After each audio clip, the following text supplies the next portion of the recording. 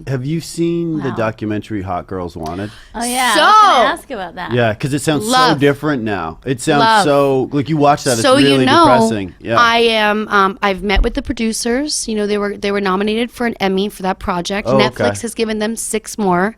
Wow. And on Tuesday, I get to have lunch with Rashida Jones, and I'm going to be working with them on, Wow. you know, helping them do a little bit more. See, they got a bad rap in the business because everyone thinks they don't like porn, and I was smart enough to see they're just uncovering one demographic. Yeah, but it sounds so different than how you started. I know, should and we, it I guess we should is. just talk about. Have you seen that movie? Yeah, well, I It's saw the so first half, but good. basically for Did the it break your layperson, heart? I found it. Yeah, because It's dark. I know it's dark, but it's real. And what happens is teenagers get a little bit too much freedom, and their parents allow them to start being on their computer without checking what they're doing. All And the this is time. when a very bored teenage girl, like the girl that lived in the middle of nowhere, Right. she couldn't even walk to a Starbucks. Can you imagine that? Yeah. Can you imagine, like, you know, so she just wanted to get out of her hometown. Uh-huh. There's nothing wrong with being 18 and answering it. Like, come to Miami, make $10,000. Why Yeah. don't you bear for an accommodation? You think she knew she was going to be staying in that porno halfway house with 10 dogs and that skeevy dude? yeah, that guy. So it's but nothing like wouldn't that you for say it's you. the complete opposite? Like from your experience, that what's happening now, and then it just said that these girls get used up in like 4 months, and then they're home again And their with like career's a over. bad experience in their life. Yeah, well, of course, the internet creates a demand for more product. So Yeah. now we've got to be shooting these girls constantly, and it kind of spits them out themselves. Uh-huh. Whereas back then, the industry would have,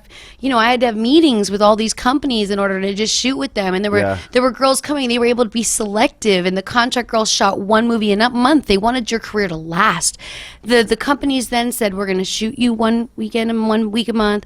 You're going to go to 2 bookstore signings a month. You're going to feature dance once. They kept your career very diversified so that you would have brand power longer. Yeah.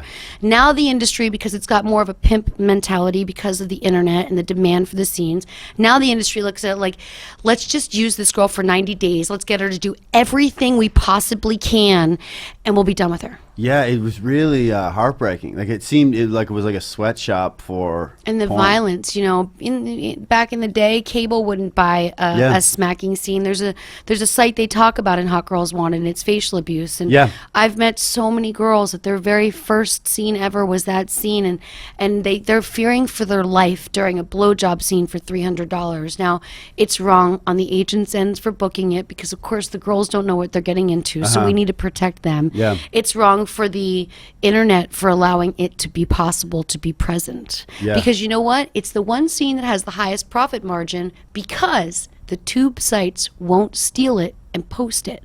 Because if one day a regulator gets hired and says, this facial abuse is fucking bullshit. I mean, they took down porn star punishment for brazzers.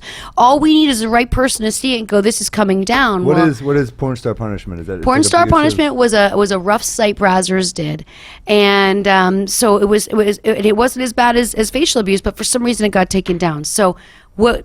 The tube sites won't steal these disgusting sites because they don't want to lose their tube sites where they're stealing and generating the push of traffic, because Yeah. tube sites are really just pushing traffic around the internet, and that's their importance. So the tube sites are owned by the porn sites that have tried to swallow up the rest of the business, which is MindGeek, Manwin, Brazzers. They're all the same people, and they've Are single-handedly. they good people though?